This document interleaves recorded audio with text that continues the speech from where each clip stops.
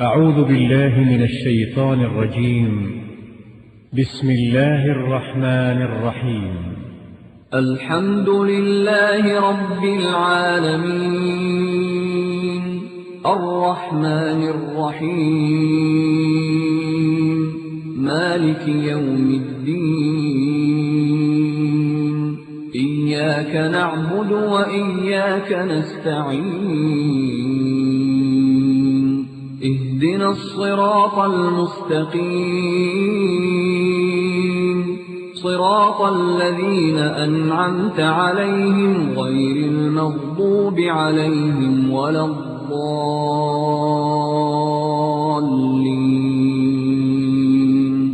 بسم الله الرحمن الرحيم.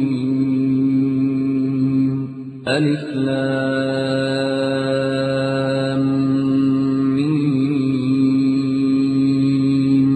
ذلك الكتاب لا ريب فيه هدى للمتقين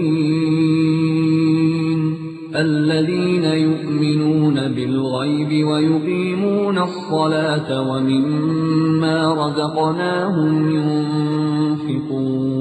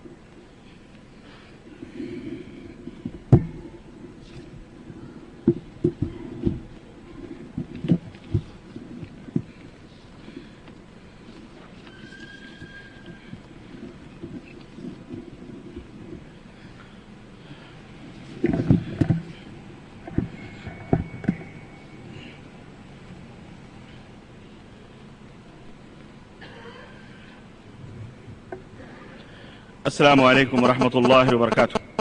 الحمد لله نحمده ونستعينه ونستغفره ونؤمن به ونتوكل عليه ونعوذ بالله من شرور أنفسنا ومن سيئات أعمالنا من يهده الله فلا مضل له ومن يضلله فلا هادي له وأشهد أن لا إله إلا الله وأشهد أن محمدا عبده ورسوله. أما بعد فإن خير الحديث كتاب الله وخير الهدي هدي محمد صلى الله عليه وسلم وشر الأمور محدثاتها وكل محدثة بدعة وكل بدعة ضلالة وكل ضلالة في النار. قال الله تبارك وتعالى في كلامه المجيد: أعوذ بالله السميع العليم من الشيطان الرجيم. بسم الله الرحمن الرحيم. يا أيها الذين آمنوا اتقوا الله حق تقاته ولا تموتن إلا وأنتم مسلمون واعتصموا بحبل الله جميعا ولا تفرقوا. وقال تعالى في مقام آخر: وإن هذه أمتكم أمة واحدة وأنا ربكم فاتقون. اللهم صل على محمد وعلى آل محمد كما صليت على إبراهيم وعلى آل إبراهيم إنك حميد مجيد. اللهم بارك على محمد وعلى آل محمد كما باركت على إبراهيم وعلى آل إبراهيم إنك حميد مجيد. تمام قسم کی حمد و ثنا کبریائی اور بڑائی اس اللہ عز و جل کے لیے لائق و زیبہ ہے جس نے ہمیں اور آپ کو پیدا فرمایا، اور بے شمار درود و سلام اس ذات مبارکہ مطہرہ پر جن کا نام نامی اسم گرامی احمد مجتبیٰ محمد مصطفیٰ صلی اللہ علیہ وسلم. برادران اسلام، نوجوان دوستوں، بزرگوں اور بھائیوں اور قابل احترام اسلامی ماں اور بہنوں، آج بتاریخ 7 صفر 1426 ہجری مطابق 17 مارچ سن 2005 عیسوی کو مکتب توعیت الجالیات حی السلامہ دعویٰ سینٹر کی جانب سے البرکہ انٹرنیشنل اسکول حی الکندرہ جدہ کے اس وسیع حال میں جو جلسہ عام منعقد ہوا ہے، اس میں اس بندے ناچیز کو جس موضوع پر خطاب کا حکم ملا ہے وہ موضوع ہے اصلی بہشتی زیور. اللہ عز و جل سے دعا ہے کہ اللہ تبارک و تعالی ہمیں حق باتوں کے کہنے اور سننے اور اس کے مطابق عمل کرنے کی توفیق عطا فرمائے، اور اللہ عز و جل ہمیں ہر قسم کے تعصب اور ہر قسم کے بغض اور حسد سے محفوظ فرمائے، اور اللہ تبارک و تعالی شیطان کے شر اور قید اور مکر سے امت مسلمہ کو نجات عطا فرمائے، آمین یا رب العالمین۔ میرے دوستوں اور بھائیوں، وقت کی قلت کو مد نظر رکھتے ہوئے بڑے اختصار کے ساتھ میں کچھ باتیں آپ حضرات کی خدمت میں رکھنے کی سعادت حاصل کر رہا ہوں۔ قبل ازیں کہ میں اصلی موضوع کے اندر داخل ہوں، دو ایک باتیں بطور تمہید آپ کے دماغ میں بٹھانا چاہتا ہوں۔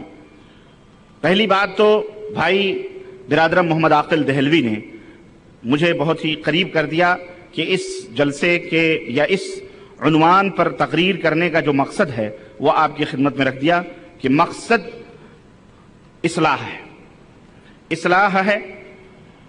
ان اريد الا الاصلاح ما استطعت، ہم صرف اصلاح چاہتے ہیں کہ تاکہ امت مسلمہ اپنے ماضی کی طرف پلٹ کر، پچھلے دور کی طرف پلٹ کر، وہ زمانہ، وہ دور، وہ فضا جو پیغمبر اسلام حضرت محمد الرسول اللہ صلی اللہ علیہ وسلم نے بپا کی تھی، اور صحابہ جس کے امین بنے تھے، تابعین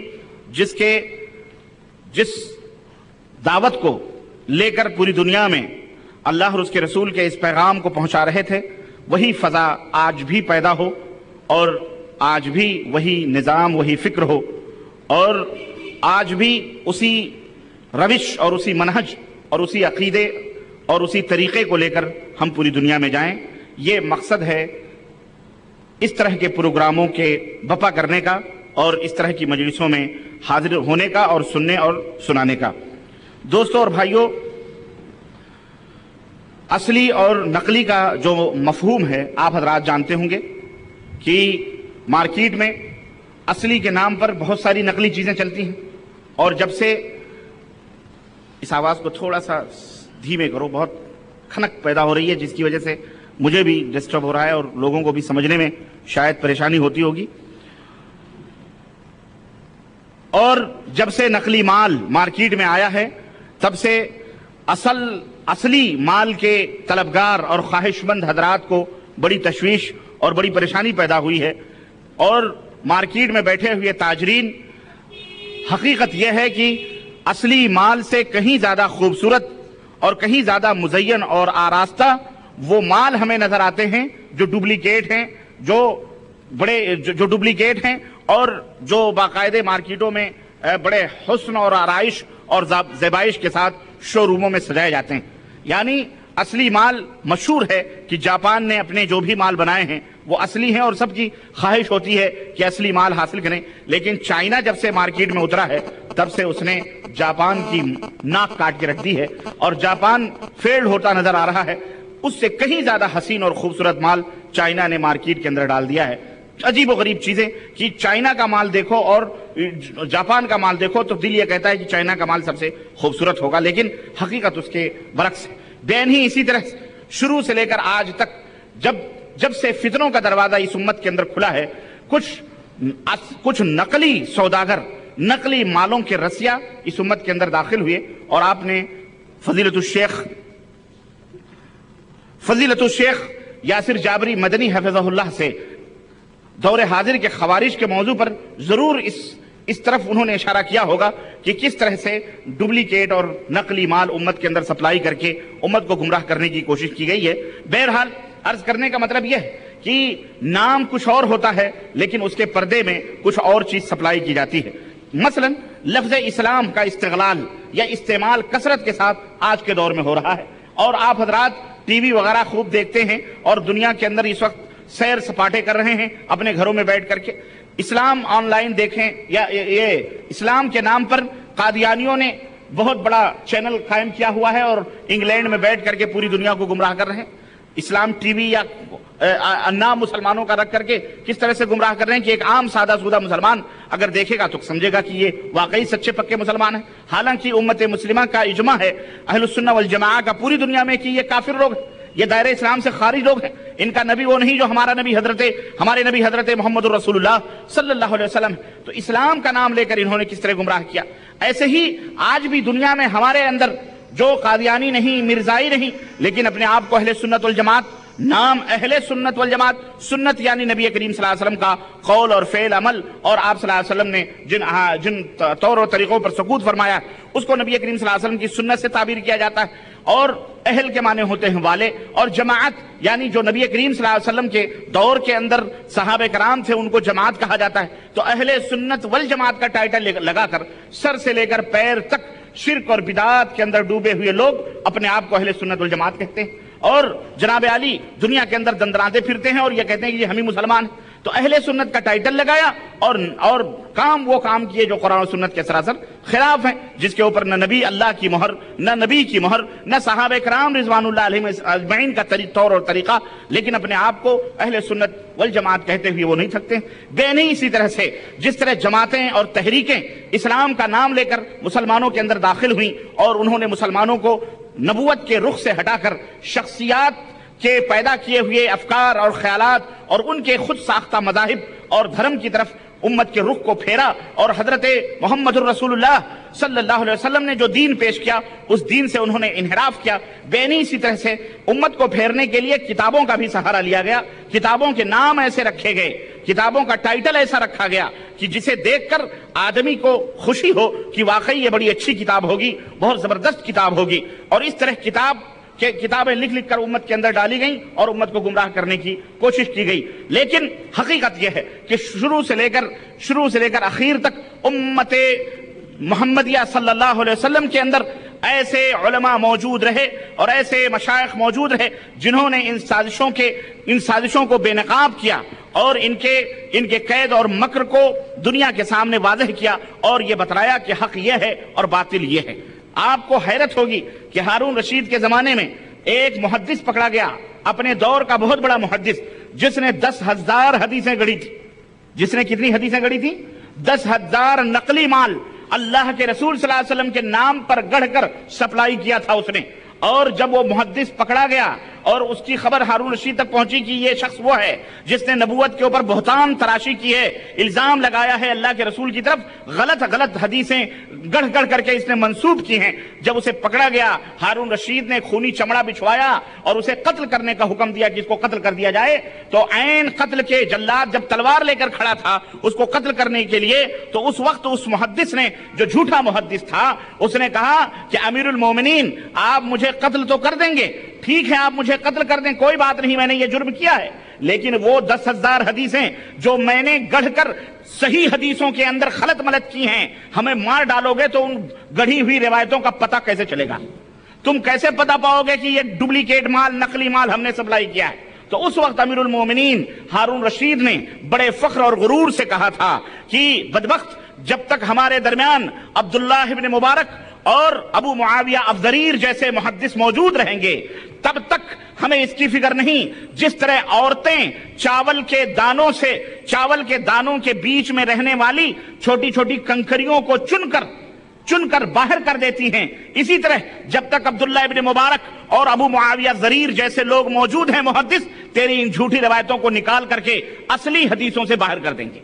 تو الحمدللہ امت کے اندر ایسے لوگ ہر دور میں موجود رہے ہیں اور انشاءاللہ قیامت تک موجود انشاءاللہ موجود رہیں گے۔ ہم جیسے طالب علم ہم یہ دعویٰ نہیں کرتے، لیکن الحمدللہ حق اور باطل، قرآن و سنت میزان ہے ہمارے لیے۔ اللہ تبارک و تعالیٰ نے فرمایا اتبعوا ما انزل الیکم ولا تتبعوا من دونه اولیاء، اے لوگو وہ شریعت، وہ دین جو تمہاری طرف آسمان سے آیا ہے، تمہارے رب نے نازل کیا ہے، اس کی اتباع اور پیروی کرو، اور جو اس کے خلاف ہو اس کو رد کر دو۔ ولا تتبعوا من دونه اولیاء، اور جتنے بھی باطل خیالات اور افکار ہیں لوگوں کے، بھلے وہ اپنے آپ کو کچھ بھی کہیں، اولیاء کہیں، صالحین کریں، ان کے افکار ان کے خیالات کی پیروی مت کرو، اللہ اور اس کے رسول کی اطاعت و پیروی کرو۔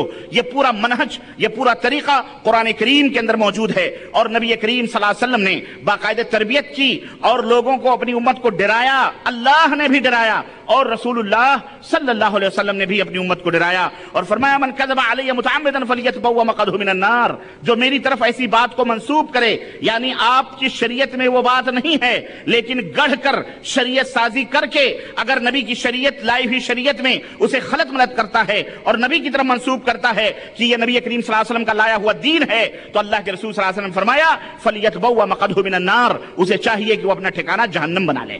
اس لیے امت کو ڈرنا چاہیے چاہیے کہ کوئی بھی بات زبان پر اس وقت تک نہ لائیں جب تک اس کی دلیل ان کے سامنے موجود نہ ہو، اور وہ دلیل رب کا قرآن اور حضرت محمد الرسول اللہ صلی اللہ علیہ وسلم کا فرمان۔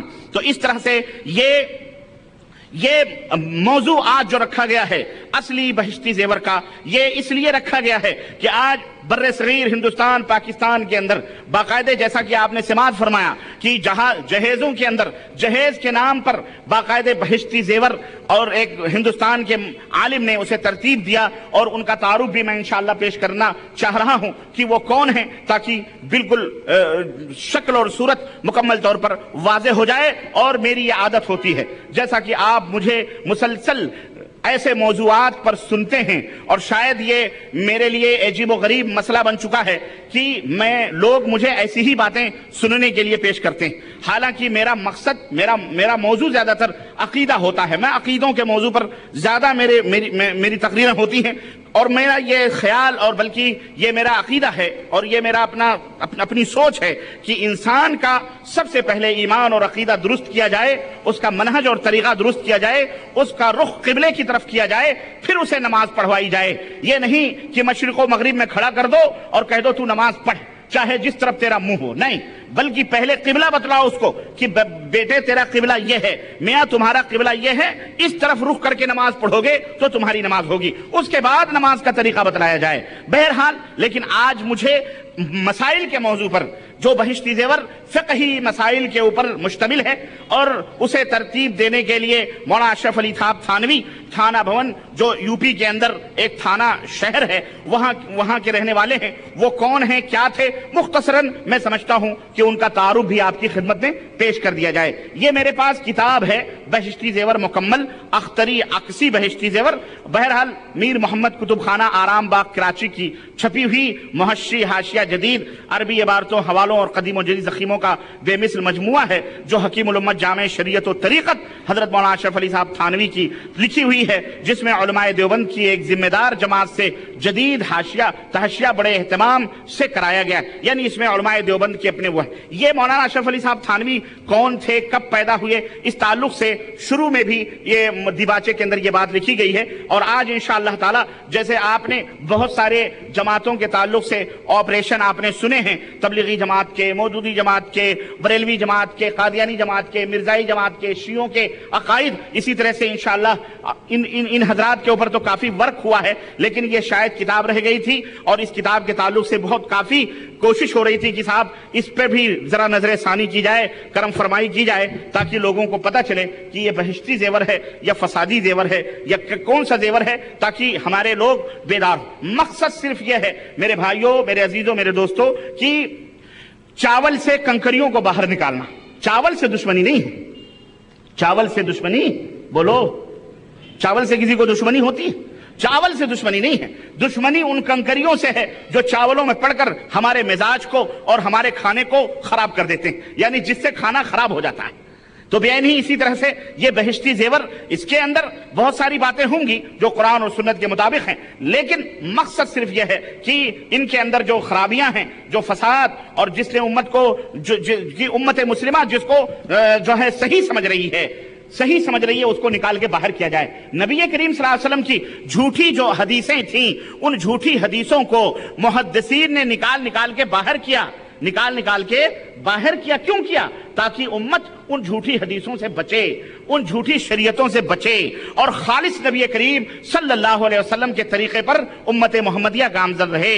اس کو اجماع امت نے سراہا ہے، اس کو علماء امت نے سراہا ہے، اور اس کی پذیرائی امت کے اندر ہوئی ہے۔ لوگوں نے، محدثین ایسے لوگوں کو بڑے فخر کے ساتھ درس اپنے مدارس کے نصابوں میں بھی ان کی جرح کو، ان کی تعدیل کو پیش کیا ہے ایک مکمل سبجیکٹ کی شکل میں، اور ایسے علماء کی پذیرائی ہوئی ہے جنہوں نے اصول اور ضابطے کے تحت باریک بینیوں کے ساتھ، بڑی دقت کے ساتھ ضعیف اور موضوع روایات کو واضح کیا ہے، اور امت ان کی احسان مند ہے، امت احسان سمجھتی ہے۔ جیسے اس دور کے محدث، اس دور کے بڑے پائے کے محدث علامہ ناصر الدین البانی رحمت اللہ علیہ، پر ان کا عظیم الشان اس دور میں احسان ہے کہ رحمت اللہ علیہ جنہوں نے صحیح احادیث کے ذخیرے کو الگ کیا اور ضعیف اور موضوع روایات کو انہوں نے الگ کتابوں کے اندر بیان کیا. یہ اور بات ہے کہ کچھ بد باطن اور کچھ شریعت ساز ذہنیت کے لوگ ایسے ہیں کہ ان کا نام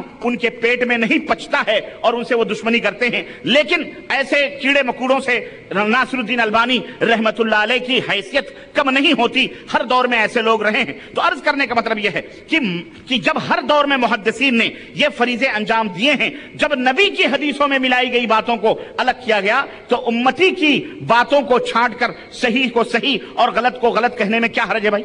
بولو, کوئی قباحت ہے اس میں؟ نبی کریم صلی اللہ علیہ وسلم کی توہین ہے؟ بولو. بلکہ میں یہ سمجھتا ہوں کہ اگر ان موضوع اور گڑھی ہوئی باتوں کو بھی عمل کیا گیا اس میں نبوت کی توہین ہے. بین ہی اسی طرح سے اگر اس امت کے کوئی عظیم شخصیت اس امت کی ہے, اگر اس نے غلط بات لکھی ہے, اس کی غلط بات کو غلط کہنا یہ جرم تو نہیں ہے.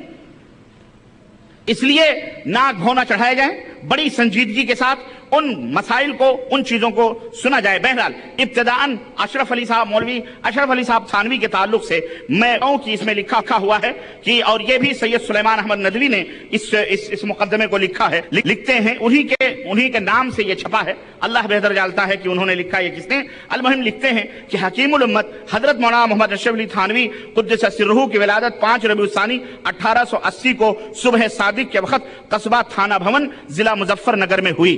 حافظ غلام مرتضیٰ صاحب پانی پتی نے, جو ایک مجذوب صفت بزرگ تھے, جو ایک مجذوب صفت, مجذوب آپ سوچیں گے مجذوب کون سے صفت والے بزرگ ہوتے ہیں؟ ہاں کچھ لوگ ہوتے ہیں مجذوب صفت کے لوگ ہوتے ہیں. مجذوب کہتے ہیں جذب یعنی ڈوبا ہوا, یعنی جس کو ہم کہہ لیں فنا. اب وہ کئی قسم کے مجذوب ہوتے ہیں, کوئی فنا فی اللہ ہوتا ہے, کوئی فنا فی الرسول ہوتا ہے, کوئی فانی قسم کے لوگ, جن پاگل سمجھو, پاگل سمجھ لو ان کو, کیا سمجھ لو؟ پاگل سمجھ لو. ہاں چنانچہ اہل سنت والجماعت کا ٹائٹل لگانے والے ہمارے بر صغیر ہندوستان پاکستان کے امام اعلیٰ حضرت فاضل بریلوی, جو حنفیوں کے بہت بڑے عالم ہیں اور شہر بریلی کے اندر پیدا ہوئے اور جماعت بریلویہ کے فاؤنڈر ہیں. اور میں کہتا ہوں فاؤنڈر نہیں بلکہ یہ فکر تو بہت پہلے سے تھی. یوں کہیں کہ اس گونگی بہری بدعت اور شرک کو زبان دینے والے احمد رضا خان صاحب نے مجذوب کی تعریف لکھی ہوئی ہے, اور انہوں نے مجذوب کے واقعات بھی لکھے ہوئے ہیں کہ ایسے ایسے مجذوب ہوتے ہیں, ایسے ایسے مجذوب ہوتے ہیں. المہم میں اس دلدل میں نہیں جانا چاہتا, اور اس دلدل میں جانا ہے تو مجذوبوں کے واقعات پڑھیں آپ, مجذوبوں کے واقعات سنیں, میری کیسٹوں کے اندر موجود ہیں. صوفی اور برہمن, صوفی اور شیطان, صوفیوں کا مذہب, اس کے اندر آپ مجذوبوں کے حالات پڑھیں گے. ایک مجذوب تھے مصر کے اندر, جب بھی کوئی دھوبی یا کوئی کوئی گدھے کے اوپر بیٹھ کر کے, اب بات آئی ہے شرم اور حیا کی ہے, لیکن اب میری مائیں بہنیں بھی بیٹھی ہوئی ہیں, آپ بھی بیٹھے, لیکن اب کیا کریں, ذلیلوں نے ایسی باتیں لکھی ہیں, تو اب کھول کر کے بیان نہ کریں تو پھر کریں تو کیا کریں. اب یہ بھی سنانا بھی مشکل اور کہنا بھی مشکل رکنا بھی مشکل ہوتا ہے. چنانچہ وہ مجذوب ایسے تھے اعلیٰ حضرت, میں آپ کو کیا بتاؤں کہ وہ کہتے ہیں گدھا لے کے اگر سڑکوں پہ جاتا تو وہ اتنا اس کو ولی سمجھتے ہیں, اس کو کہتا اتر, گدھے سے اتارتا, کہتا اس کا سر پکڑ, اس کا سر پکڑتا, اور یہ مجذوب پیچھے سے اسے بدکاری کرتا تھا گدھے کے ساتھ. یہ مجذوب ہے. یہ کون؟ ایک مجذوب تھے اعلیٰ حضرت نے اپنی ملفوظات کے اندر بھی لکھا, گجرات کے اندر, احمد آباد کے اندر, جو بالکل عورتوں جیسی شکل و صورت رکھتے تھے, ناکوں میں پھلیاں, کانوں میں بالیاں, لبوں پہ لپسٹک, عورتوں جیسا لباس, جوڑے سوڑے سب باندھ اوت کر کے, چوڑی کنگن ونگن پہن کے, اور جناب علی چلتے تھے. ایک قاضی, بارش نہیں ہو رہی تھی, قاضی شہر نے کہا کہ میاں مردوں جیسا لباس اپنائیے, چلیے نماز پڑھنے کے لیے. اب چونکہ قاضی صاحب نے کہہ دیا اس لیے نماز پڑھنے چلے گئے. اب نماز پڑھنے چلے گئے, انہوں نے کیا کیا, اپنے چوڑیاں اتاری, پھلیاں اتاری, مردانہ لباس پہنا اور مسجد کے اندر گئے. جب امام صف میں کھڑے ہوئے اور جب امام نے اللہ اکبر کہا تو اس وقت یہ مجذوب صاحب جو تھے یہ چیخ پڑے, اور انہوں نے کہا اعوذ باللہ, انہوں نے کہا ارے کیا کہا, انہوں نے کہا کہ مجھے بیوہ کیے دیتے ہو, مجھے بیوہ کیے دیتے ہو, اور نماز چھوڑ کر کے بھاگ آیا. یہ نماز چھوڑ کر کے بھاگ آیا. اعلیٰ حضرت لکھتے ہیں اتنا کہنا تھا کہ وہی عورتوں کے جوڑے, وہی ناکوں کے اندر پھلیاں, کانوں کے اندر بالیاں, وہی عورتوں والا زنانہ لباس ان کے جسم کے اوپر فوراً آٹومیٹک آ گیا. ہاں مسجد ہی کے اندر. چنانچہ ایک دفعہ اتنے بڑے مجذوب تھے وہ، نماز نہیں پڑھتے، نماز ہاں فنا رہے تھے، اور یہ ولی اللہ ہیں۔ چنانچہ ایک دفعہ شہر میں بارش نہیں ہو رہی تھی، قاضی نے کہا کہ حضور دعا کیجئے کہ بارش ہو جائے، حضور دعا کیجئے بارش ہو جائے۔ اب مجذوب صاحب نے کہا کہ میں حقیر فقیر میں کیسے دعا کروں، لیکن کہا نہیں آپ دعا کیجئے۔ پتھر اٹھایا، اب دعا کرنے کا مجذوب کا طریقہ دیکھیے، پتھر اٹھایا اور آسمانوں کی طرف اپنی چوڑیاں لے گئے اور کہا پانی برساؤ ورنہ اپنا سہاگ واپس لے لو۔ اعوذ باللہ، یہ مجذوب ہیں۔ میں نے مجذوب کی مثال بیان کی ہے، اور یہ بھی احناف کے بہت بڑے عالم ہیں، اعلیٰ حضرت ہیں، کوئی حکیم الامت ہے، کوئی کچھ ہے، لیکن یہ بھی اپنی جماعت کے بہت بڑے عالم ہیں۔ تو بات آئی ہے تو مجذوب صاحب پانی پت کے مجذوب تھے۔ اب یہ کیسے تھے واللہ اعلم بالصواب، ان کا تذکرہ یہاں نہیں ہے۔ آپ کی ولادت کی پیشین گوئی اس وقت فرمائی تھی جبکہ اس کے آثار بھی پائے نہ جاتے تھے، یعنی ابھی مولانا اشرف علی صاحب تھانوی عالم عدم سے عالم وجود میں آئے بھی نہ تھے، کوئی عطا پتہ لتا بھی نہیں تھا، یعنی حمل عمل کچھ بھی نہیں تھا، جبھی حضرت مجذوب نے حضرت کے آمد کی پیشین گوئی۔ بولو، ایسے نہیں کوئی حکیم الامت بنتا ہے۔ حکیم الامت بننے کے لیے شروع سے ہی مکمل فیلڈ ہموار کی جاتی ہے، تیار کی جاتی ہے، تاکہ تم یہ تمام سب سن کر کے باقاعدہ سجدہ ریز ہو جاؤ، نام سنتے ہی سجدے میں پڑ جاؤ۔ اتنے بڑے عالم ہیں حکیم الامت۔ آپ کا نام اشرف علی اسی وقت تجویز فرمایا تھا، ابھی پیدا بھی نہیں ہوئے، آثار بھی نہیں ہوئے، کچھ بھی نہیں۔ نام کیا رکھا تھا ان کا؟ مجذوب صاحب نے بولو اشرف علی۔ ہاں، اور یہ غلام مرتضی جو ہے نا، نام بھی عجیب و غریب لگتا ہے، یہ مجذوب شیعوں کے اندر زیادہ ہوتے ہیں، اور اشرف علی بھی نام عجیب و غریب ہے، اسی ٹائپ کا ہے کہ نہیں ہے، شیعیت کی بو آتی ہے اس سے۔ المہم، آپ دودھیال کی طرف سے فاروقی اور ننیحال کی طرف سے علوی تھے، یعنی شیخ صدیقی تھے، یوں سمجھ لیں آپ کے والد ماجد عبدالحق صاحب ایک صاحب نقد اور جائیداد اور کشادہ دست انسان تھے۔ انہوں نے اپنے فرزند کی تعلیم و تربیت بڑی محنت اور مشقت اور فراخ دلی سے کی۔ مولانا کی ابتدائی تعلیم تھانہ بھون میں ہوئی، اور مولانا فتح محمد سے عربی کی ابتدائی کتابیں اور فارسی کی کتابیں پڑھی، پھر اپنے ماموں واجد علی سے فارسی کی اعلیٰ کتابوں کی تکمیل کی۔ ذی قاعدہ 1295 میں دارالعلوم دیوبند بھیجے گئے اور یہاں سے 1301 ہجری میں فراغت حاصل کی۔ اس وقت آپ کی عمر 19 اور 20 برس کے درمیان تھی۔ المہم، یہ پوری تفصیلات ہے اس کے اندر۔ اب اس کے بعد انہوں نے تعلیم حاصل کی اور کہاں اور کن کن علمی کمالات میں یہ رہے، آخر میں مرے ہیں یہ۔ تو کیسے مرے ہیں اس کے بارے میں بتاتا چلوں۔ پیدائش سن لیا آپ نے، کہاں کے تھے یہ؟ تھانہ بھون۔ اور تھانہ بھون آپ کو معلوم ہے کہ یہ دیوبند کے اندر، یہ سہارنپور وغیرہ ضلع مظفر نگر کا۔ مرض الموت جب ان کو قریب آیا تو مرض الموت کے دن گزرتے گئے۔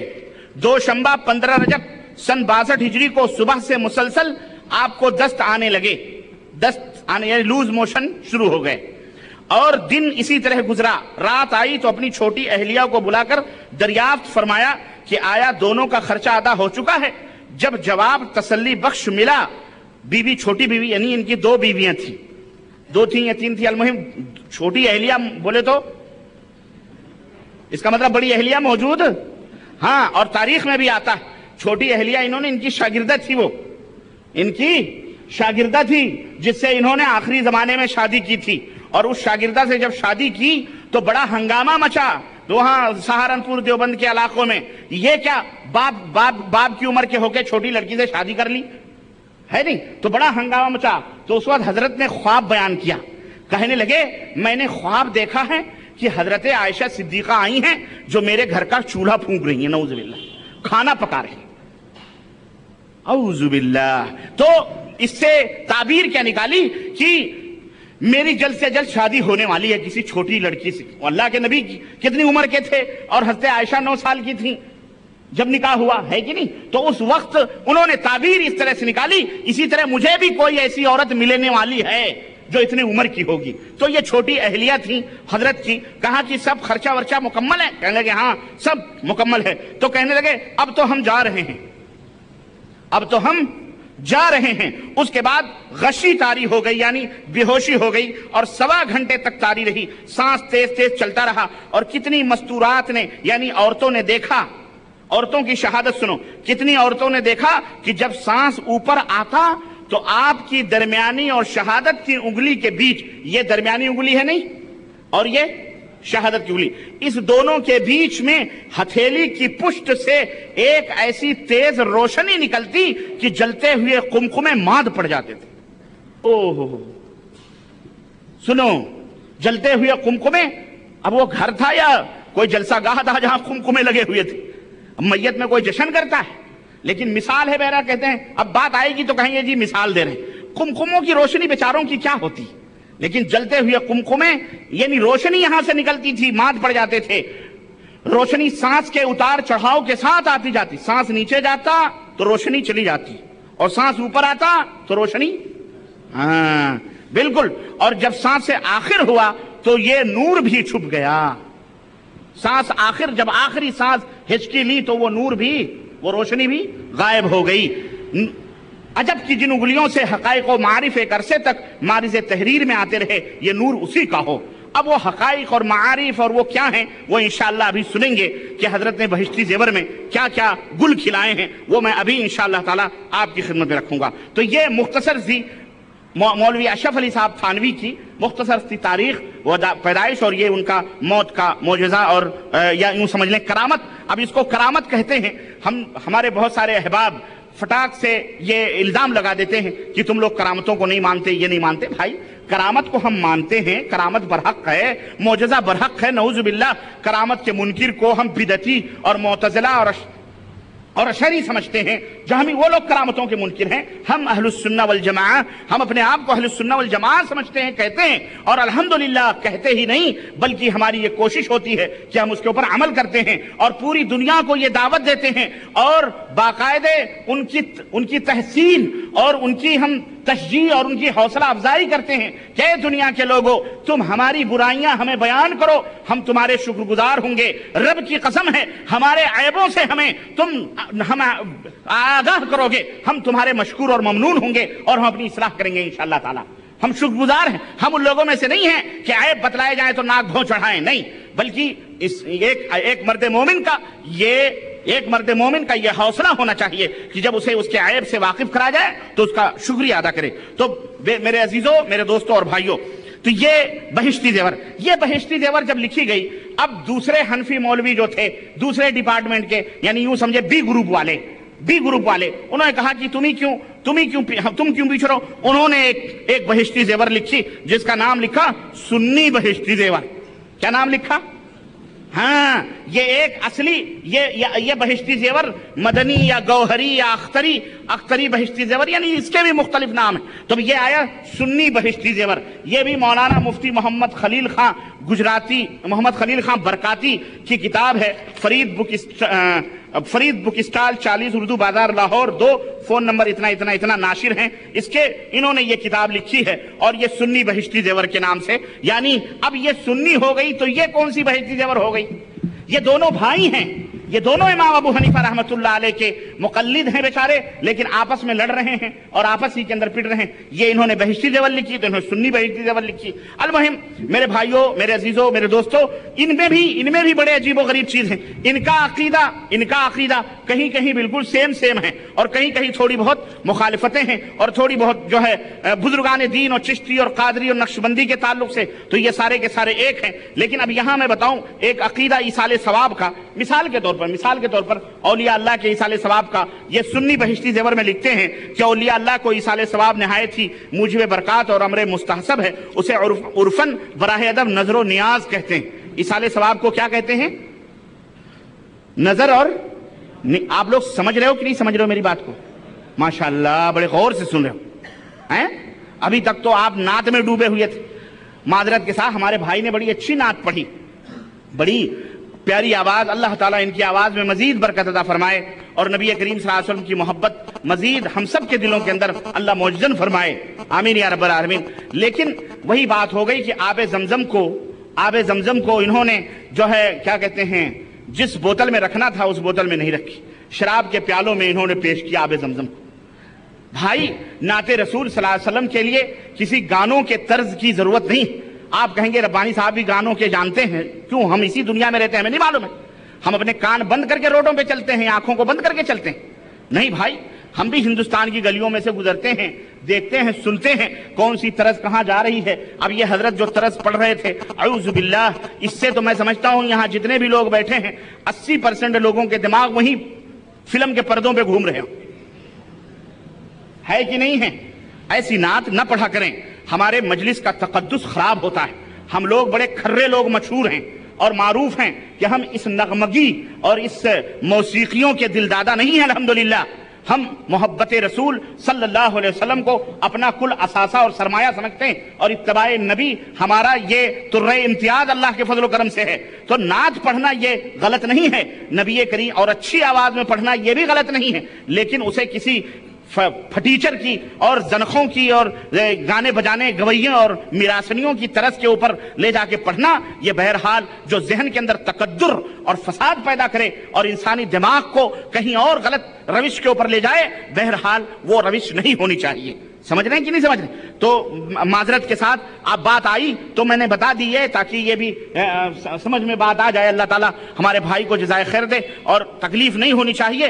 حق حق ہے، حق ہے، اس کو الحق و حق و یتبع، حق اس بات کا زیادہ مستحق ہے کہ اس کی اتباع اور پیروی کی جائے، وہ چاہے ہمارا بھائی ہو، ہمارا باپ ہو، ہمارا مولوی ہو۔ غلط کرے گا تو غلط کہا جائے گا، صحیح کہے گا تو صحیح اس کی پذیرائی کی جائے گی انشاءاللہ تعالی۔ تو عرض کرنے کا مطلب یہ ہے کہ ان نظر و نیاز کہتے ہیں، جیسے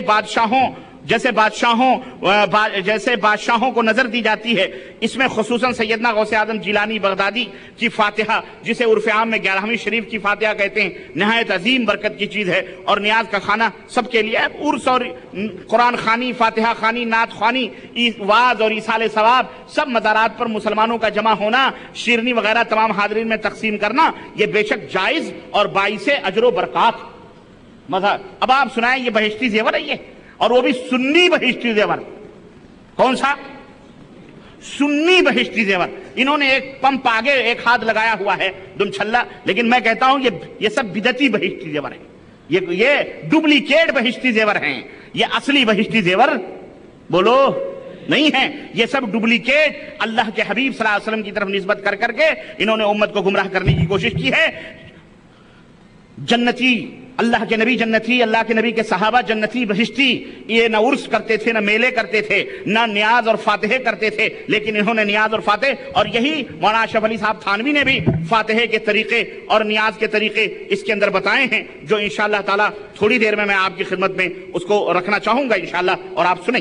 المہم تو اس طرح سے یہ کتاب بڑی پذیرائی حاصل ہوئی، اور اس پذیرائی کی پاداش میں بہت سارے ہماری مائیں بہنیں، بالخصوص عورتوں کے نام پر اس کو دیا جاتا ہے، لیکن اس میں زیادہ تر مسائل عورتوں سے زیادہ مردوں کے نظر آتے ہیں، اور عجیب و غریب باتیں جو مردوں سے متعلق ہیں وہ اس کتاب کے اندر لکھی گئیں، جبکہ عورتوں سے اس کا کوئی تعلق اور اس کا کوئی واسطہ نہیں۔ اور یہ عجیب و غریب حکیم الامت کی بات رہی ہے کہ مجھے حیرت ہوتی ہے کہ کس طرح سے انہوں نے اس بات کو اس کے اندر جگہ دی۔ شرم و حیا بھی، حیاسوز مسائل جن کو کہتے ہوئے آدمی کی زبان لڑکھڑائے، پڑھتے ہوئے پتہ نہیں کیا ہوگا، اور عمل کرتے ہوئے اللہ اکبر، میں سمجھتا ہوں وہ ڈوب مرنا چاہیے اس کو۔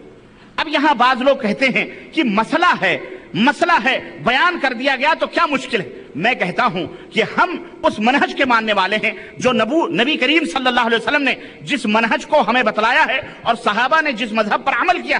حضرت ابو سعید خدری رضی اللہ تعالی عنہ، صحیح مسلم کے مقدمے میں آتا ہے، امام مسلم نے اس بات کو ابو سعید خدری رضی اللہ تعالی عنہ کی اس واقعے کو ذکر فرمایا، اور وہ یہ ہے کہ ان کے پاس جب کوئی شخص آتا اور کہتا کہ امام یہ بتلاؤ کہ یہ واقعہ ایسا، یہ مسئلہ ہے، اس مسئلے میں آپ کا کیا خیال ہے، یا نبی صلی اللہ علیہ وسلم کی کیا حدیث ہے، یا قرآن کی کیا دلیل ہے، تو وہ پوچھتے احدث ھذا الامر، کیا یہ واقعہ رونما ہو چکا ہے؟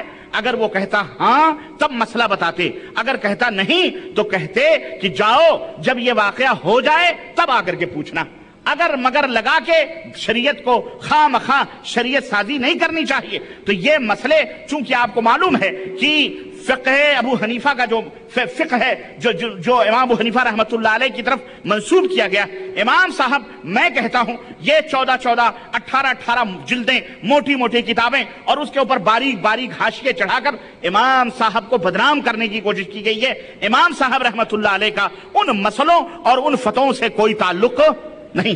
اب یہ بھی حنفی ہیں، مجھے بتاؤ کہ امام صاحب رحمۃ اللہ علیہ کبھی کسی عرس میں جاتے تھے، میلہ ٹھیلا کرتے تھے؟ مزاروں کے اوپر امام صاحب یہ جو بزرگان دین کے نام پر ہمارے بر صغیر کے اندر جو تجارت ہو رہی ہے، بزرگوں کی ہڈیوں کے اوپر جو بزنس ہو رہی ہے، کیا اس کے اوپر امام صاحب رحمۃ اللہ علیہ جاتے تھے؟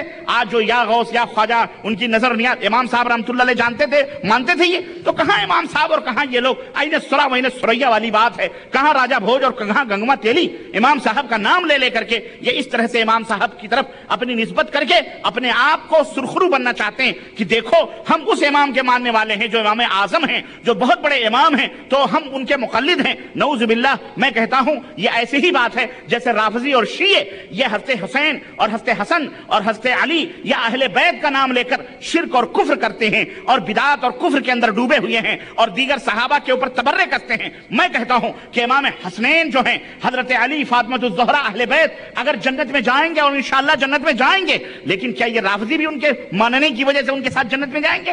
میں کہتا ہوں لات مار کے بھگا دیں گے رافضیوں اور شیعوں، جاؤ جہنم میں. ہم نے ابو بکر کو گالیاں دینے کا حکم نہیں دیا، عمر فاروق اعظم پہ تبرے کسنے کا حکم نہیں دیا، ہم نے حضرت عثمان کو جھوٹا یا مکار نعوذ باللہ کہنے کا، ہم نے اقربا پرور کہنے کا حکم نہیں دیا تھا. ہم ان کی عزت کرتے تھے، لیکن ان کے ماننے والے تمام صحابہ کرام کو منافق اور تمام صحابہ کرام کو چور اور حضرت ابو بکر اور حضرت عمر نہ جانے کیا کیا بکتے ہیں. کہنے کا مطلب یہ ہے کہ صرف دعویٰ کرنے سے کچھ حاصل نہیں ہوتا، بلکہ دعویٰ ہر ایک کرتا ہے. جیسے کہ عربی میں شعر کہا جاتا ہے کہ کل یقر بلیلا ولیلا لم تقر. کیا ہے وہ شعر ہے کہ ہر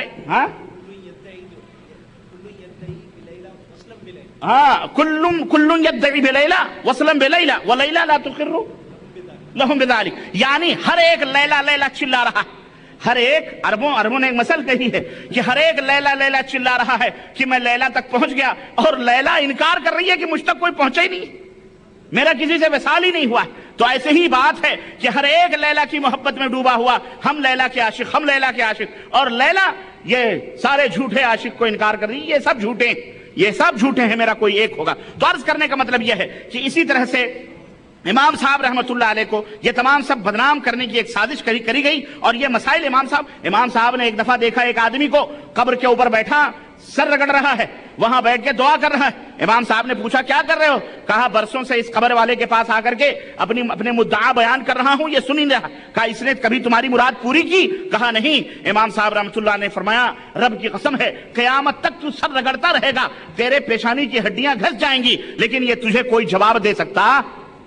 اور یہ اپنے آپ کو اہل سنت کہنے والے، یہ اپنے آپ کو دعویٰ کرنے والے کہ شیخ عبد القادر جیلانی کے عاشق بزرگوں، یہ سب خرافات. تو عرض اور دوسری بات یہ ہے کہ بعض لوگ کہتے ہیں کہ صاحب یہ مسئلے ہیں، مسئلے فقہی مسئلے ہیں، یہ فقہی مسئلے ہیں، اور ان مسئلوں میں کہیں کوئی بات ایسی ہو گئی ہے جو بتانا ضروری تھی، بتایا ہے ہمارے اماموں نے یا ہمارے علماء نے. میں یہ کہتا ہوں کہ جب واقعہ رونما ہوتا تب بتلایا جاتا، تب کوئی بات ہوتی. اگر مگر لگا کر شریعت بنانے کا حق تم کو دیا کس نے؟ کس نے دیا؟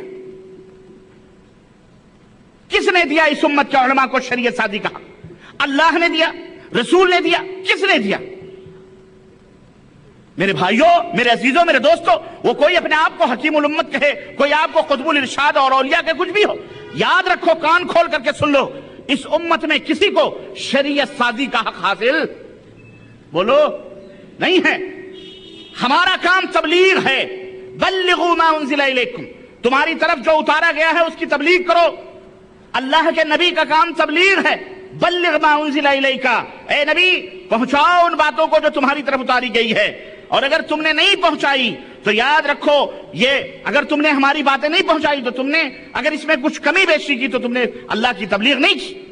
اللہ تعالیٰ نے قرآن کریم میں اپنے نبی سے فرمایا کہ علیک البلاغ وعلینا الحساب، آپ کا کام میری باتوں کو کی تبلیغ کرنا ہے، حساب لینا میرا کام ہے۔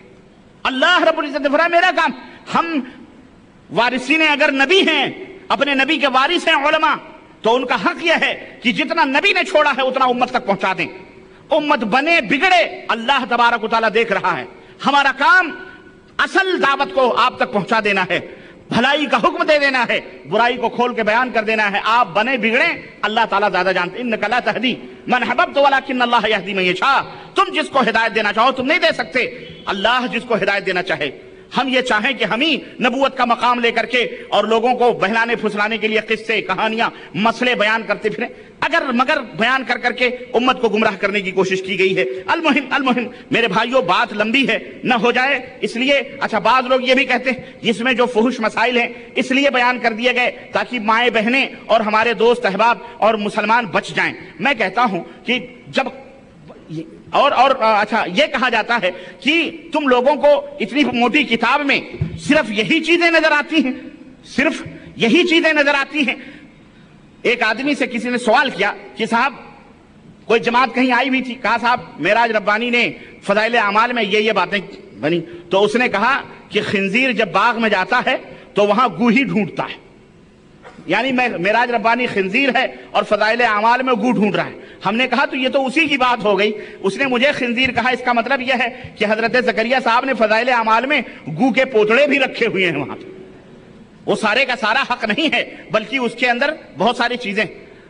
مولانا محمد مکی صاحب جو حرم کے اندر درس دیتے ہیں، آپ حضرات کو معلوم ہے، جدے والوں کو ہے کہ نہیں، وہ بریدہ کے اندر جلسہ تھا، بریدہ میں جالیات میں جلسہ ہو رہا تھا۔ جلسہ ہوا تو کسی نے ان کو چھیڑ دیا کہ مولانا فضائل اعمال میں یہ واقعات ہیں، اس کے بارے میں آپ کا کیا خیال؟ تو مولانا مکی صاحب نے کہا، محمد مکی صاحب نے جواب دیا، کہا کہ تم لوگ اس کے اندر پھول بھی تو ہیں، وہ پھول لو، کانٹے کیوں دیکھتے ہو؟ تو اس لڑکے نے کہا اس کا مطلب یہ ہے کہ زکریا صاحب نے کانٹے بھی بوئے ہیں اس میں۔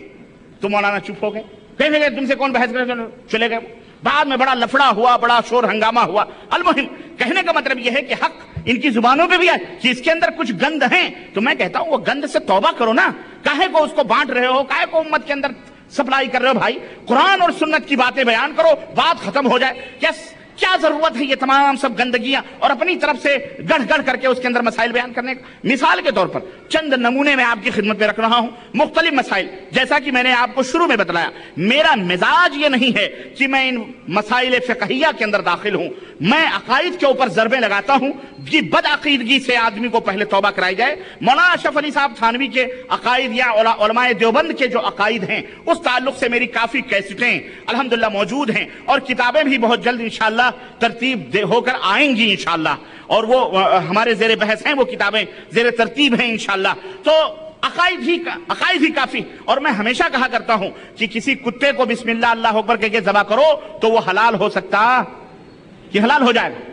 تو لیکن آج کی شب اس لیے منعقد ہوئی ہے کہ بہشتی زیور کا آپریشن کیا جائے۔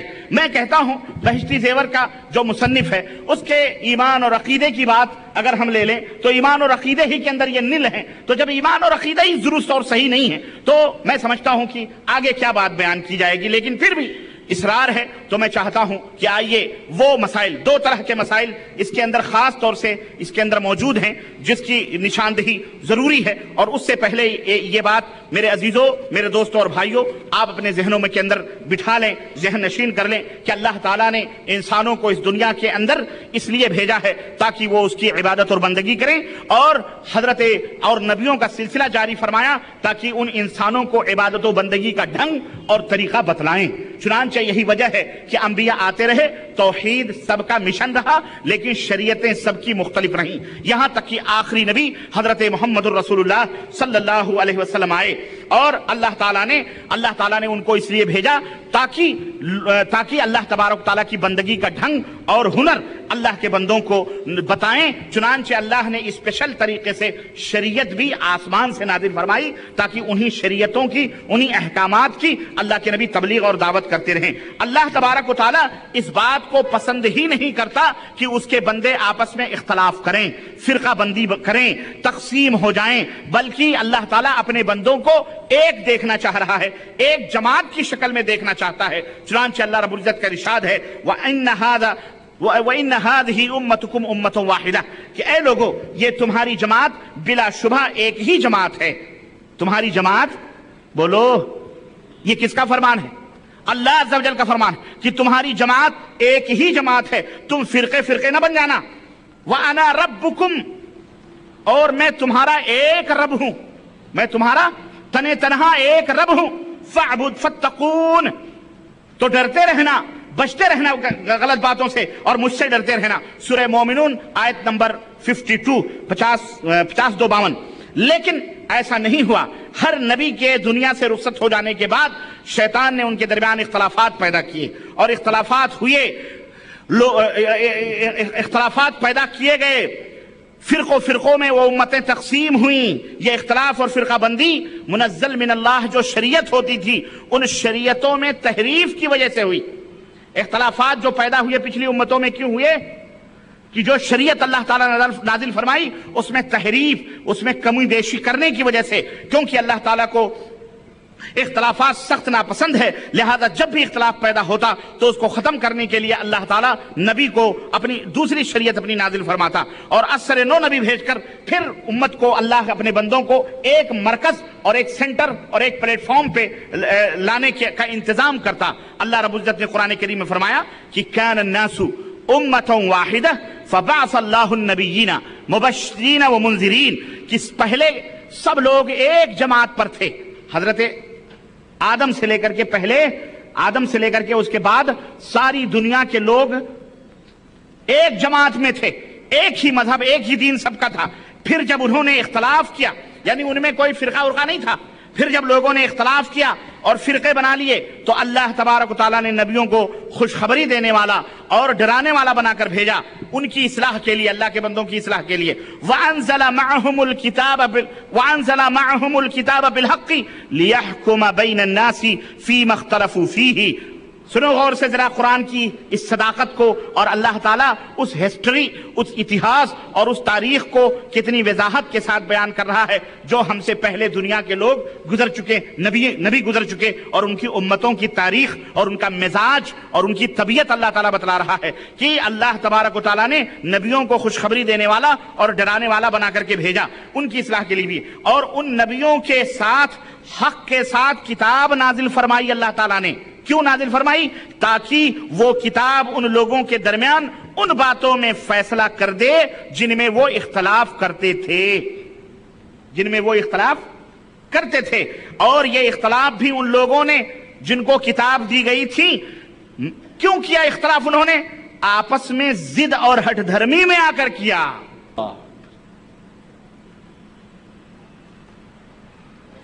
نبیوں کے، رسولوں کے گزر جانے کے بعد ان کی امتوں میں اختلافات پیدا ہوئے. نبی کو پھر دوسرا نبی بھیجا جاتا، اللہ اس اختلاف کو مٹانے کے لیے کتاب دیتا ان کو. اور یہ اختلاف کیوں پیدا ہوتا تھا؟ تحریف کی وجہ سے. تحریف کیوں کرتے تھے؟ ضد اور ہٹ دھرمی کی وجہ سے کرتے تھے. سمجھ آئی کہ نہیں آئی؟ ضد اور ہٹ دھرمی کی وجہ سے. اللہ نے فرمایا لِيَحْكُمَ بَيْنَ النَّاسِ فِيمَا اخْتَلَفُوا فِيهِ وَمَا اخْتَلَفَ فِيهِ إِلَّا الَّذِينَ أُوتُوهُ مِن بَعْدِ مَا جَاءَتْهُمُ الْبَيِّنَاتُ بَغْيًا بَيْنَهُمْ. ضد اور سرکشی اور ہٹ دھرمی کی وجہ سے وہ اہل کتاب اختلاف کرتے تھے، اور ایسی حالت میں انہوں نے اختلاف کیا تھا جبکہ ان کے پاس کھلے دلائل پہنچ چکے تھے. نبی نے اپنا پیغام سب کچھ پہنچ، اس کے بعد انہوں نے اختلاف کیا. پھر جو لوگ ان دلائل پر ایمان لے آئے تو اللہ تعالیٰ نے ان کو اپنے حکم سے اس امر حق میں جس میں وہ اختلاف کر رہے تھے راہ حق دکھلا دی. یعنی جو دلائل نبی لے کے آتا اس کے اوپر ایمان لاتے تو اللہ انہیں ہدایت دے دیتا سیدھے راستے کی. اور اللہ جس کو چاہتا ہے واللہ یہدی من یشاء الی صراط مستقیم، اللہ جس کو چاہتا ہے صراط مستقیم کی ہدایت دیتا ہے. سورہ بقرہ آیت نمبر 213. تو جب اللہ تبارک و تعالیٰ نے اپنے آخری نبی حضرت محمد رسول اللہ صلی اللہ علیہ وسلم کو مبعوث فرمایا، اس وقت بھی دنیا کے اندر اختلافات اور دنیا شرک و کفر کے اندھیروں میں ڈوبی ہوئی تھی. ہر ایک اپنے آپ کو اللہ کا محبوب بندہ کہتا تھا. اللہ نے اپنے نبی کو بھیجا اور فرمایا اتبعوا ما انزل الیکم من ربکم، کہ اے لوگو تمہاری طرف جو تمہارے رب نے نازل فرمائی ہے اس کی اتباع کرو. ولا تتبعوا من دونہ اولیاء، اور اس کے علاوہ ولیوں کی پیروی نہ کرو. قلیلا ما تذکرون، تم نصیحت کم ہی قبول کرتے ہو، تم نصیحت کم ہی قبول کرتے ہو۔ وہ شریعت جس کی پیروی کا ہمیں حکم ملا ہے وہ کون سی شریعت ہے؟ وہ دین اسلام ہے۔ اللہ رب العزت نے جسے کامل و مکمل فرمایا، اللہ نے فرمایا ان الدین عند اللہ الاسلام، وہ شریعت، اس شریعت کا نام کیا ہے؟ اسلام، جو اللہ کا پسندیدہ دین۔ اللہ نے فرمایا سورہ آل عمران آیت نمبر 19، اللہ رب العزت نے فرمایا الیوم اکملت لکم دینکم واتممت علیکم نعمتی ورضیت لکم الاسلام دینا، اے لوگو آج میں نے تمہارے لیے تمہارے دین کو کامل کر دیا، اپنی نعمت کو پوری کر دی اور تمہارے لیے اسلام کو بطور دین ہم نے پسند کر لیا، وہ اسلام ہے۔ اور اللہ کے رسول صلی اللہ علیہ وسلم فرماتے ہیں یا ایھا الناس انی قد ترکت فیکم ما ان اعتصمتم بہ فلن تضلوا ابدا، اے دنیا کے لوگوں میں تمہارے پاس دو چیزیں چھوڑ کے جاتا ہوں، جب تک ان دونوں چیزوں کو پکڑے رہے تو کبھی گمراہ نہیں ہوگے۔ وہ کون سی دونوں چیزیں ہیں؟ کتاب اللہ و سنت نبیہ، اللہ کی کتاب اور نبی کریم صلی اللہ علیہ وسلم کی سنت۔ تو دین اسلام اللہ کا پسندیدہ دین ہے۔ یہ دین رسول اکرم صلی اللہ علیہ وسلم کی زندگی میں ناقص رہا یا مکمل ہو گیا؟ بولو، یہ دین مکمل ہو گیا ہے، قرآن اور حدیث مکمل اور محفوظ ہیں اور الحمدللہ آج تک موجود ہیں، اب اس دین میں کمی بیشی نہیں کی جا سکتی۔ اللہ کے نبی نے فرمایا من احدث فی امرنا ھذا ما لیس منہ فہو رد، جو ہمارے لائے ہوئے دین میں کسی نئی بات کا اضافہ کرے وہ مردود ہے۔ وہ کون ہے؟ مردود ہے۔ لیکن افسوس صد افسوس، امت مسلمہ میں سابقہ امتوں کی طرح، جس طرح سابقہ امتوں میں کچھ لوگ پیدا ہوئے اور انہوں نے دین کو بگاڑا، اپنے نبیوں کے دین کو، ایسے ہی اس امت کے اندر بھی کچھ لوگ پیدا ہوئے اور انہوں نے قرآن و سنت کے نام پر ملاوٹیں شروع کریں اور انہوں نے اقوال الرجال، لوگوں کے اقوال اور قیاس اور فتوے کو مذاہب کا نام دے کر امت کے اندر رائج کیا اور دین اسلام کے مقابلے میں ان فتووں اور مسئلوں کی زیادہ اہمیت دی اور اس طرح اس امت کی اکثریت کو بھی ضلالت و گمراہی کے اندر لے جا کر ڈبو دیا۔ اللہ تعالیٰ نے قرآن کریم میں ارشاد فرمایا الا للہ الدین الخالص، خبردار ہو جاؤ، خبردار ہو جاؤ، خالص دین، اصلی دین اللہ کے لیے ہے جس میں کوئی ملاوٹ نہیں ہے۔ اللہ نے فرمایا وَمَن يَبْتَغِ غَيْرَ الْإِسْلَامِ دِينًا فَلَن يُقْبَلَ مِنْهُ، اور یہ دین اسلام اللہ کی طرف سے ہے، جو اس اسلام کو چھوڑ کر کوئی اور دین اختیار کرے گا وہ اللہ تعالیٰ اسے قبول نہیں فرمائے گا، وَهُوَ فِي الْآخِرَةِ مِنَ الْخَاسِرِينَ، اور آخرت میں نقصان اٹھانے والوں میں سے ہوگا۔ اور رسول اکرم صلی اللہ علیہ وسلم نے فرمایا علیکم بسنتی وسنت الخلفاء الراشدین المہدیین، اے دنیا کے لوگوں تمہارے لیے میری سنت پکڑنا لازم ہے اور خلفائے راشدین جو ہدایت یافتہ ہیں ان کی سنتیں پکڑنا لازم ہے۔ وَإِيَّاكُمْ وَمُحْدَثَاتِ الْأُمُورِ، وَإِيَّاكُمْ وَمُحْدَثَاتِ الْأُمُورِ، اور اے لوگوں نئے کاموں سے، دین کے اندر نئے کاموں کے ایجاد کرنے سے بچنا۔ کیوں؟ اس لیے کہ کل محدثۃ بدعہ، ہر بدعت گمراہی ہے، اور ایک روایت میں ہے وَكُلُّ بِدعَةٍ ضلالہ وَكُلُّ ضلالۃ فِی النار، اور ہر گمراہی جہنم کے اندر لے جانے والی ہے۔ چنانچہ میرے عزیزو، ہم سب کے لیے ضروری ہے کہ مرنے سے پہلے، اے نبی کی امت کے لوگوں، اے میرے دوستوں اور بھائیوں، اے میری اسلامی ماں اور بہنوں، غور سے میری بات کو سنو کہ مرنے سے پہلے، موت آنے سے پہلے اس بات کی تحقیق کر لو، اس بات کو جانچ لو، اس بات کی تفتیش کر لو کہ کیا ہم اللہ تعالیٰ کے نازل کردہ اسلام جو کہ صرف قرآن و حدیث میں مکمل محفوظ ہیں، کیا ہم اس پر عمل کر رہے ہیں یا نہیں کر رہے ہیں؟ کیونکہ اللہ تعالیٰ کو اپنی منمانی آپ کی مرضی کی ضرورت نہیں، اللہ کو وہ عمل پسند ہے، وہ عبادت پسند ہے، وہ منہج اور وہ طریقہ، وہ عقیدہ اور وہ نماز، وہ بندگی پسند ہے جو آخری نبی حضرت محمد الرسول اللہ صلی اللہ علیہ وسلم نے اس دنیا میں کر کے بتلایا اور اس دنیا سے رخصت ہو گئے۔ اللہ کو وہی طریقہ، وہی عبادت، وہی منہج، وہی دین پسند ہے، اس کے علاوہ کوئی دین پسند نہیں ہے۔ تو یہ غور کر لو، سوچ لو کہ کیا تم کتاب اللہ اور سنت رسول اللہ میں لکھی گئی، کہی گئی باتوں کے اوپر عمل کر رہے ہو یا لوگوں کے بنائے ہوئے خود ساختہ مذہب کے اوپر عمل کر رہے ہو؟ یہ بات ضروری ہے، تحقیق کر لو، کیونکہ شیطان تمہارے پیچھے لگا ہوا ہے۔ میرے عزیزوں، میرے دوستوں اور بھائیوں، یہ دعوت ہے ہماری اور یہ ہمارا پیغام ہے جو ہم اتمام حجت کے طور پر آپ تک پہنچا رہے ہیں۔ اب ذرا ہم اس نقلی بہشتی زیور کی طرف آتے ہیں اور حضرت مولانا اشرف علی صاحب تھانوی کی تعلیمات کے متعلق ذرا دو تین باتیں دیوبند کے بڑے بڑے اکابرین کے تعلق سے کہہ کر کے میں آگے بڑھتا ہوں۔ مولانا محمد الیاس الذی لا یاتی منہ الا الیاس، وہ فرماتے ہیں وہ اور مولانا نعمانی صاحب لکھنؤ کے، انہوں نے اپنی کتاب ملفوظات الیاس کے اندر صفحہ 58، 56، 69، 75 کے اندر انہوں نے یہ بات لکھی ہوئی ہے کہ مولانا الیاس فرمایا کرتے تھے، جو تبلیغی جماعت کے بہت بڑے بنیاد مؤسس اور بانی ہیں، وہ کہتے تھے کہ حضرت مولانا تھانوی رحمت اللہ علیہ نے بڑا کام کیا ہے، بس میرا دل یہ چاہتا ہے کہ تعلیم تو ان کی ہو اور طریقہ تبلیغ میرا ہو۔ تعلیم، اے میرے تبلیغی جماعت کے بھائیوں، جس تعلیم کو لے کے تم نگر نگر ڈگر ڈگر چلت پھرت کر رہے ہو، یہ تعلیم مدنی تاجدار حضرت محمد الرسول اللہ صلی اللہ علیہ وسلم کی نہیں ہے، بلکہ تھانہ بھون کے اندر مولانا اشرف علی صاحب تھانوی کی۔ مولانا الیاس جو اس جماعت کے بانی ہیں، وہ فرماتے ہیں میرا دل یہ چاہتا ہے تعلیم ان کی ہو اور طریقہ تبلیغ میرا ہو، یعنی یہ طریقہ تبلیغ محمد الرسول اللہ صلی اللہ علیہ وسلم کا بھی نہیں ہے۔ اس طرح کہتے ہیں کہ اس طرح ان کی تعلیم عام ہو جائے۔ ارے ہم نبی کی تعلیم کے لیے مر رہے ہیں، اور یہ اشرف علی صاحب تھانوی کی تعلیم کے لیے اتنی بڑی جماعت نکال دی انہوں نے، اسی تعلیم کو عام کرنے کے لیے اتنی بڑی جماعت نکالی گئی۔ کہتے ہیں کہ خاص طور سے یہ مضمون آج کل پھیلایا جائے، مولانا الیاس فرماتے ہیں کہ خاص طور سے یہ مضمون پھیلایا جائے کہ حضرت تھانوی رحمت اللہ علیہ سے یہ بتلایا جائے لوگوں کو کہ حضرت مولانا تھانوی رحمت اللہ علیہ سے تعلق بڑھانے، حضرت کی برکتوں سے استفادہ کرنے، اور ساتھ ہی حضرت کی ترقی درجات کی کوششوں میں حصہ لینے اور حضرت کی روح کی مسرتوں کو بڑھانے کا سب سے اعلیٰ اور محکم ذریعہ یہ ہے کہ حضرت کی تعلیمات حقہ اور ہدایات پر استقامت کی جائے اور ان کو زیادہ سے زیادہ پھیلانے کی کوشش کی جائے۔ میں سمجھ آئی آپ لوگ؟ بولو، سمجھ آ رہی ہے کہ نہیں آ رہی ہے؟ زور سے بولو تاکہ میرا حوصلہ بڑھے کہ میں جو بات آپ تو ایک لفظ کی ادھر ادھر کا ہر پھر نہیں، یہ ملفوظات الیاس مولانا نعمانی صاحب، معلوم ہے کیا نام؟ مولانا منظور احمد نعمانی۔ اسی طرح بانی جماعت کی اس خواہش اور حکم پر اراکین تبلیغی جماعت پورا عمل کرنے کی کوشش کر رہے ہیں۔ اللہ انہیں اور توفیق عطا فرمائے، بولو آمین، بولو آمین۔ اور ہمیں کتاب اللہ اور سنت رسول اللہ صلی اللہ علیہ وسلم کی دعوت اور اس کی نشر و اشاعت کی توفیق عطا فرمائے، آمین۔ قسمت کی بات ہے بھائی، ہے کہ نہیں؟ قسمت کی بات ہے۔ ایک آدمی کسی کے ہاں مہمان ہوا تو وہ تھا بیچارہ، اس کو نوکری تھی پائلٹ کی۔ پائلٹ جانتے ہیں کس کو کہتے ہیں؟